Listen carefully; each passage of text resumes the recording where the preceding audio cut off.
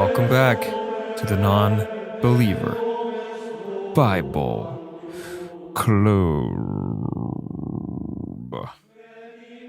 Last time I finished the book of Genesis, but did I really?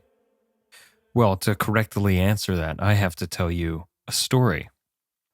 One day, four very wise Jewish sages went into the orchard. The first wise man died. The second wise man went insane. The third wise man apostatized. Only the fourth entered into the garden in peace and left in peace. This is an ancient legend detailed in the Talmud, otherwise known as the Oral Torah. Now, I've said this before, but to recap some history, sometime around 600 BC, Babylonians enter the city of Jerusalem, lay siege to the city, and destroy the Temple of Solomon. As a result of this defeat, many Judeans were taken captive. This is known as the Babylonian captivity. They were taken to Babylon, and it was there where they realized, hey, we're going to lose all of our stuff. We're going to lose our culture. We're going to lose our holy texts. We're going to lose specifically the things that we have only transmitted person to person and never written down. So they decided, okay, we're going to have to write this down. This is what the Talmud is. Now, what is the meaning of the story? Well, the orchard that the four wise men go into is not an orchard. It's Pardes, which is biblical Hebrew for the orchard. So what is it? The orchard is a method of biblical exegesis in 4 levels, Pardes being the acronym of the 4 letters, P-R-D-S, Pardes. The first level, Peshat, is simple enough. It's the basic interpretation, the basic meaning of what the words are in any part of the Bible. What is being described? The second stage, Remez, the metaphorical meaning. Okay, we understand what this is, but what is the context in the story? Metaphorically, what is being revealed about the character in the story? Thirdly, Derash, from the Hebrew darash, meaning to inquire or seek. This level can be interpreted as meaning the level at which you apply what you are learning to your own life. So in each step, we're getting farther and farther away from the simple words of the text. And the last letter, S, standing for Sod, means secret. This is the hidden esoteric meaning of what is being said. So the idea of walking in the orchard is being able to read any part of the Torah and understanding all the levels of meaning within. So, as a great counterexample, let's look at what I said in the first episode of the Non-Believer Bible Club. And whatsoever Adam called every living creature, that was the name thereof. That's wild. That's wild shit. So he just made up words. Like, okay, that's a zebra. One guy named every single creature that creepeth. That's crazy. So, with my newfound, very basic insight into Jewish mysticism, let's see how far we got. That was Peshat, the surface level, or the literal direct meaning. But to give myself credit, here's my analysis at the end of the episode. Every tree in which is the fruit of a tree yielding to seed, to you it shall be. There's this concept of infinity in everything that God creates. And once we try to reach that infinity, that is when we fall. So this feels closer to the homiletic meaning, which falls under Dirash, the third level. Thankfully, I've kept between the 1 to 3 range, doing my due diligence in my own layman's exegesis as I've been reading the Bible. But after finishing Genesis, I'm one book in. I've taken my first step.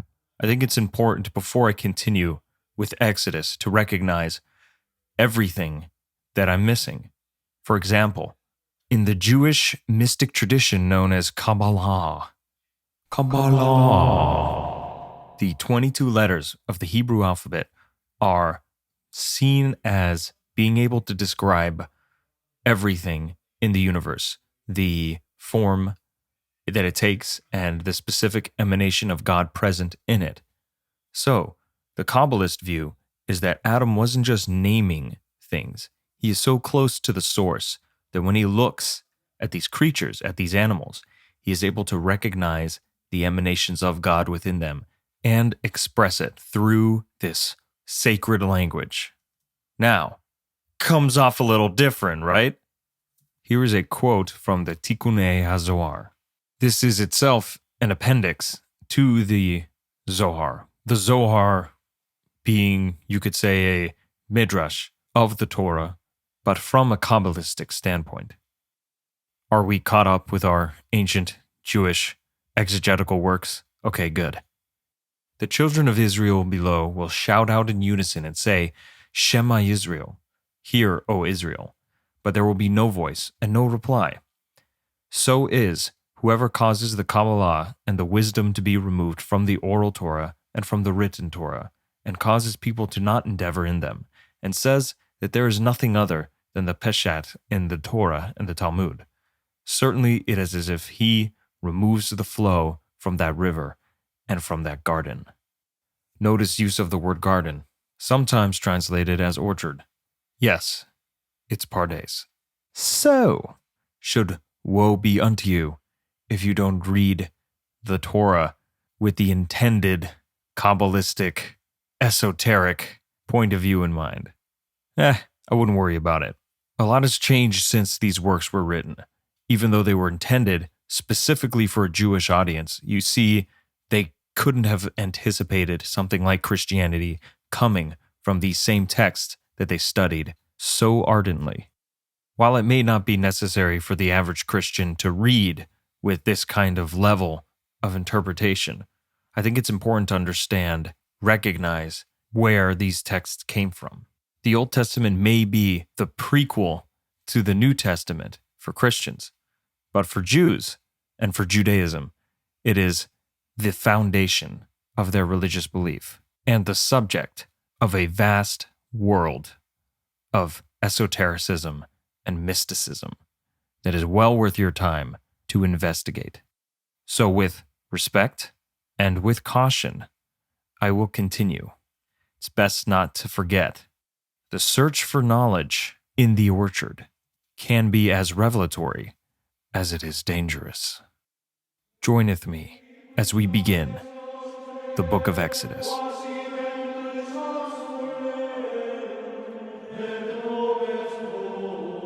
The second book of Moses, called Exodus. The Israelites increase. Now, these are the names of the children of Israel, which came into Egypt. Every man and his household came with Jacob: Reuben, Simeon, Levi, and Judah, Issachar, Zebulun, and Benjamin, Dan, and Naphtali, Gad, and Asher. And all the souls that came out of the loins of Jacob were 70 souls, for Joseph was in Egypt already. And Joseph died, as we saw last time, and all his brethren, and all that generation. And the children of Israel were fruitful, and increased abundantly, and multiplied, and waxed exceeding mighty, and the land was filled with them. Filled with Jews. Now there arose up a new king over Egypt, which knew not Joseph. And he said unto his people, Behold, the people of the children of Israel are more and mightier than we. Come on, let us deal wisely with them, lest they multiply, and it come to pass that when there falleth out any war, they join also unto our enemies and fight against us, and so get them up out of the land. Therefore they did set over them taskmasters to afflict them with their burdens. And they built for Pharaoh treasure cities, Pithom and Ramses. Ramses? Ramses. Ramses. But the more they afflicted them, the more they multiplied and grew. It tends to happen that way. And they were grieved because of the children of Israel. And the Egyptians made the children of Israel to serve with rigor, as God predicted, prophesied, when he made his covenant with Abraham. And they made their lives bitter with hard bondage, in mortar and in brick, and in all manner of service in the field. All their service, wherein they made them serve, was with rigor. And the king of Egypt spake to the Hebrew midwives, of which the name of the one was Shiphrah, and the name of the other Puah. And he said, When ye do the office of a midwife to the Hebrew women, and see them upon the stools, if it be a son, then ye shall kill them, but if it be a daughter, then she shall live. But the midwives feared God. They fear Yahweh, and did not, as the king of Egypt commanded them, but saved the men children alive. And the king of Egypt called for the midwives, and said unto them, Why have you done this thing, and saved the men children alive?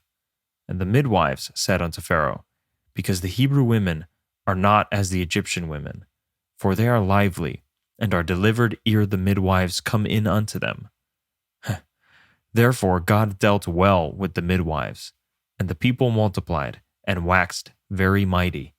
And it came to pass, because the midwives feared God, that he made them houses. And Pharaoh charged all his people, saying, Every son that is born ye shall cast into the river, and every daughter ye shall save alive. Chapter 2. And there went a man of the house of Levi, and took to wife a daughter of Levi. And the woman conceived and bare a son. And when she saw him, that he was a goodly child, she hid him 3 months. And when she could no longer hide him, she took for him an ark of bulrushes, and daubed it with slime and with pitch, and put the child therein. And she laid it in the flags by the river's brink.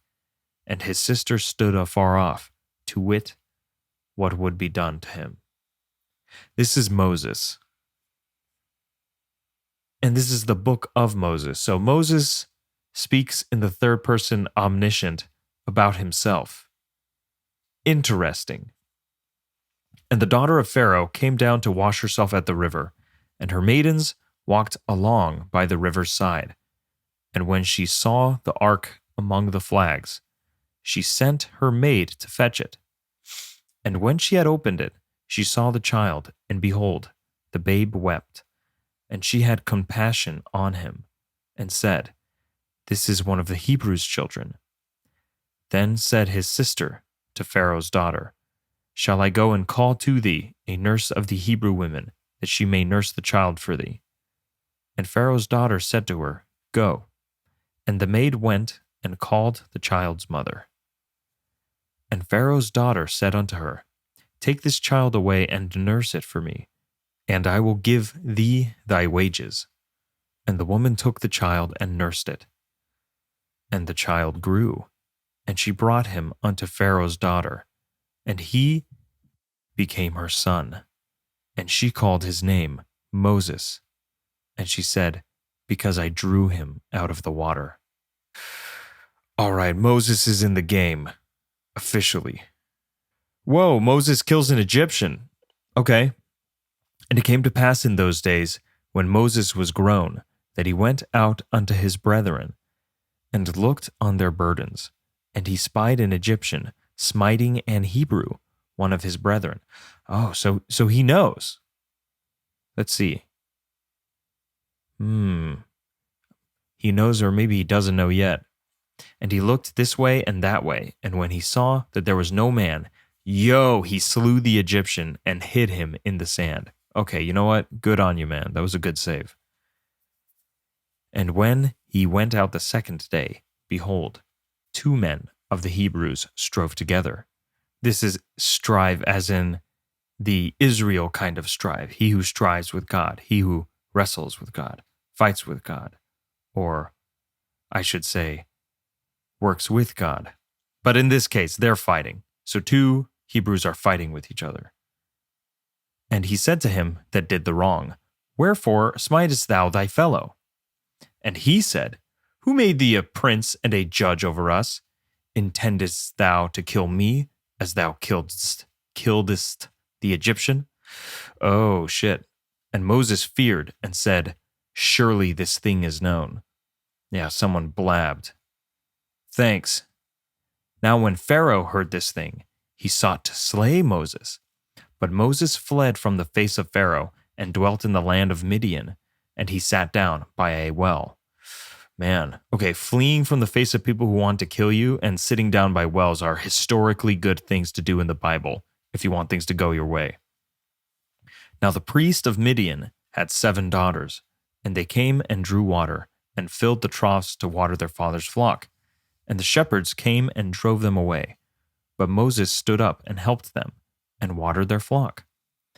And when they came to Reuel with their father, he said, How is it that ye are come so soon today? And they said, An Egyptian delivered us out of the hand of the shepherds, and also drew water enough for us, and watered the flock.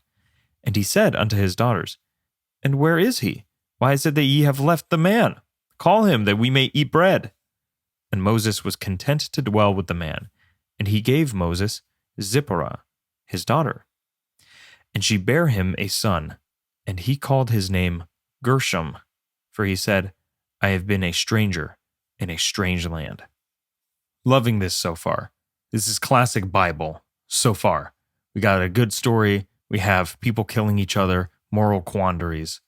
This is great. Let's take a look at these names.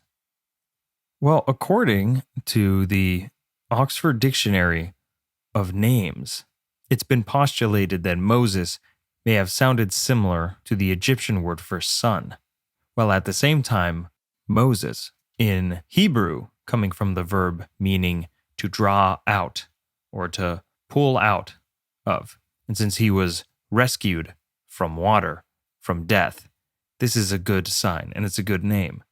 He who is saved at the last minute, or he who has been saved from death.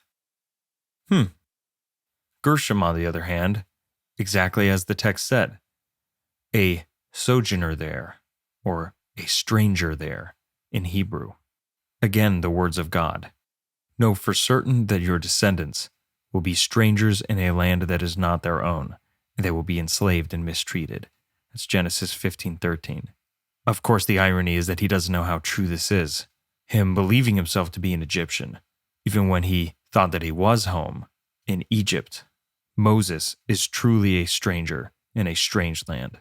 And by the way, Zipporah, Moses' wife, her name means bird. Moving on. And it came to pass in the process of time that the king of Egypt died. And the children of Israel sighed by reason of the bondage. And they cried, and their cry came up unto God by reason of the bondage. And God heard their groaning, and God remembered his covenant with Abraham, with Isaac, and with Jacob. I know all these guys now. And God looked upon the children of Israel, and God had respect unto them. Chapter 3. Now Moses kept the flock of Jethro, his father-in-law. His name's Jethro, all right. The priest of Midian. And he led the flock to the backside of the desert, and came to the mountain of God, even to Horeb. And the angel of the Lord appeared unto him in a flame of fire out of the midst of a bush. And he looked, and behold, the bush burned with fire, and the bush was not consumed. I'm already at the burning bush. Exodus just started. Okay, let's go. And Moses said, I will now turn aside and see this great sight, why the bush is not burnt. And when the Lord saw that he turned aside to see, God called unto him out of the midst midst of the bush and said, Moses, Moses. And he said, Here am I, Hineni. Remember, Hineni, Hebrew for I am here or here I am. Basically, here I am to answer the call of God. And he said, Draw not nigh hither, put off thy shoes from off thy feet, for the place whereon thou standest is holy ground. Moreover, he said, I am the God of thy father, the God of Abraham, the God of Isaac, and the God of Jacob. And Moses hid his face, for he was afraid to look upon God. And God laughed. No, I'm kidding. And the Lord said, I have surely seen the affliction of my people, which are in Egypt, and have heard their cry by reason of their taskmasters, for I know their sorrows. And I am come down to deliver them out of the hand of the Egyptians, and to bring them up out of that land unto a good land, and a large, unto a land flowing with milk and honey. Yeah, unto the place of the Canaanites, and the Hittites, and the Amorites, and the Perizzites, and the Hivites, and the Jebusites. He remembered all the names. Now therefore, behold, the cry of the children of Israel is come unto me, and I have also seen the oppression wherewith the Egyptians oppress them. Come now, therefore, and I will send thee unto Pharaoh, that thou mayest bring forth my people, the children of Israel, out of Egypt. And Moses said unto God, Who am I, that I should go unto Pharaoh, and that I should bring forth the children of Israel out of Egypt? And he said, Certainly I will be with thee, and this shall be a token unto thee, that I have sent thee. When thou hast brought forth the people out of Egypt, ye shall serve God upon this mountain. Whoa. And Moses said unto God, Behold, when I come unto the children of Israel, and shall say unto them, The God of your fathers hath sent me unto you, and they shall say to me, What is his name? What shall I say unto them? This is in all caps. And God said unto Moses, I am that I am. That's great. I love that. And he said, Thus shalt thou say unto the children of Israel, I am hath sent me unto you. That's great. That's awesome. I like that he's this mystery. He's this knowable, unknowable. You're seeing the thing. You're seeing the Ouroboros, the snake eating its own tail. You can see it, but you don't know what it is. That's great. And God said, Moreover, unto Moses, Thus shalt thou say unto the children of Israel, The Lord God of your fathers, the God of Abraham, the God of Isaac, and the God of Jacob, hath sent me unto you. This is my name forever, and this is my memorial unto all generations. So right off the bat, I'm thinking the most direct call to action that anybody God has talked to has ever had, more than Joseph and Jacob and Abraham, when he was still Abram, and even after. He said, Hi. The last time he had this directness, I think it was with Noah. You build this ark now. And just the same as then, save my people. Save the chosen people, except instead of one family and a shit ton of animals, it's all of the Jewish people. It's all of the Israelites. So, we have the man, Moses. Now we have the mission. And by the way, for those who think that Moses ate a bunch of mushrooms and then saw a hallucination of a burning bush, maybe you were right. You know, he does take off his shoes, so he gets kind of comfy. He gets near the fire. Okay, moving on.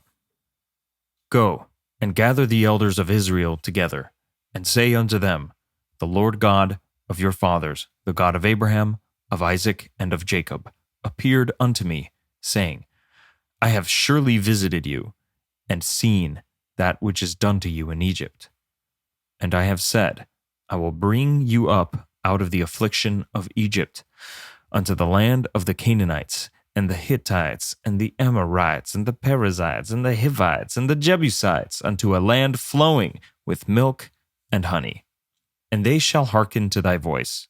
And thou shalt come, thou and the elders of Israel, unto the king of Egypt, and ye shall say unto him, The Lord God of the Hebrews hath met with us, and now let us go, we beseech thee, 3 days' journey into the wilderness, that we may sacrifice to the Lord our God.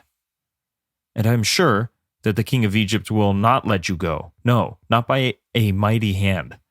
And I will stretch out my hand and smite Egypt with all my wonders, which I will do in the midst thereof. And after that, he will let you go. And I will give this people favor in the sight of the Egyptians. And it shall come to pass that when ye go, ye shall not go empty. But every woman shall borrow of her neighbor, and of her that sojourneth in her house, jewels of silver, and jewels of gold, and raiment, and ye shall put them upon your sons, and upon your daughters, and ye shall spoil the Egyptians.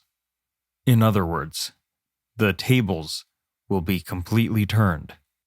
Moses asked God, how am I going to do this? And he said, well, you're going to go up to him and say, hey, guys, God told me that we need to do this. And then you guys are going to go to the Pharaoh, and then you're going to say, hey, God said to do this. And he's going to be like, fuck no. And then I'm going to be, fuck yes.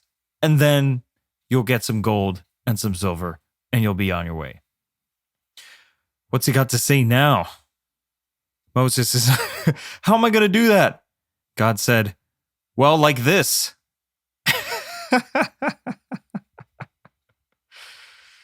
Chapter 4. And Moses answered and said, But, behold, they will not believe me, nor hearken unto my voice, for they will say, The Lord hath not appealed unto thee. And the Lord said unto him, What is that in thine hand? And he said, A rod. And he said, Cast it on the ground. And he cast it on the ground, and it became a serpent. And Moses fled from before it. Oh, fuck! And the Lord said unto Moses, Put forth thine hand, and take it by the tail. And he put forth his hand and caught it, and it became a rod in his hand. Fucking magic rods. Okay, just like, this is why I freak out when I read the Bible, because I'm reading it like nobody has ever written something like this before, ever. Like, imagine somebody having to, okay, I am 50 pages in this King James, 50 of 900 or so pages in this book. You have to write a 900-page book. It's got to have a lot of weird mysticism and koans and unanswerable questions. And the craziest shit happens like every page. Go. Like, you couldn't do it. It's too crazy. It's too nuts. This is great. I love this book. He has a magic rod that turns into a snake. What the hell? That they may believe that the Lord God of their fathers, the God of Abraham, the God of Isaac, and the God of Jacob, hath appeared unto thee. And the Lord said furthermore unto him, Put now thine hand into thy bosom. And he put his hand into his bosom, and when he took it out, behold, his hand was leprous as snow. And he said, Put thine hand into thy bosom again.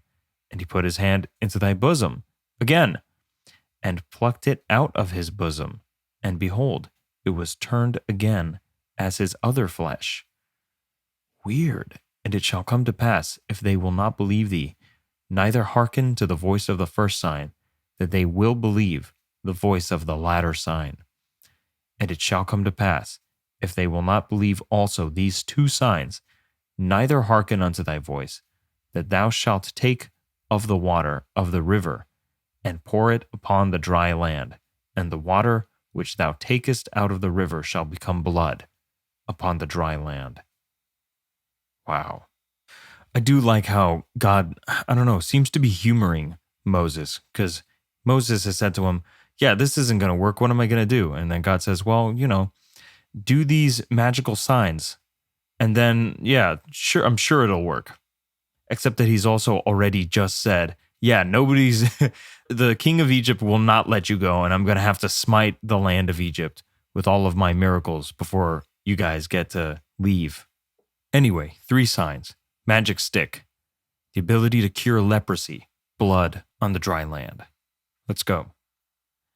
And Moses said unto the Lord, O my Lord, I am not eloquent, neither heretofore, nor since thou hast spoken unto thy servant, but I am slow of speech and of a slow tongue. And the Lord said unto him, Who hath made man's mouth? Yo, I did. Or who maketh the dumb, or deaf, or the seeing, or the blind? Have not I, the Lord? Now therefore go, and I will be with thy mouth, and teach thee what thou shalt say. And he said, O my Lord, send, I pray thee, by the hand of him whom thou wilt send. And the anger of the Lord was kindled against Moses, and he said, Is not Aaron the Levite thy brother? Levite, from Levi. I know that he can speak well. And also, behold, he cometh forth to meet thee, and when he seeth thee, he will be glad in his heart. And thou shalt speak unto him, and put words in his mouth. And I will be with thy mouth, and with his mouth, and will teach you what ye shall do. And he shall be thy spokesman unto the people. And he shall be, even he shall be to thee instead of a mouth, and thou shalt be to him instead of God. And thou shalt take this rod in thine hand, wherewith thou shalt do signs. Well, good job, Moses. You just roped your brother Aaron into it. Very interesting. Again, he has said, hey, I am here to do your will. But he's also maybe one of the first that I've seen to be like, I can't do that. A very interesting position, arguing with God, because then God always has the trump card. He's God. And Moses went and returned to Jethro his father-in-law, and said unto him, Let me go, I pray thee, and return unto my brethren which are in Egypt, and see whether they be yet alive. And Jethro said to Moses, Go in peace. Jethro is a good dude. And the Lord said unto Moses in Midian, Go, return into Egypt, for all these men are dead, which sought thy life. I mean, this is another good life lesson. If anybody ever wants you dead, just hide until they die. Foolproof. And Moses took his wife and his sons, and set them upon an ass, and he returned to the land of Egypt. Wow. And Moses took the rod of God in his hand. The rod of God. This is awesome.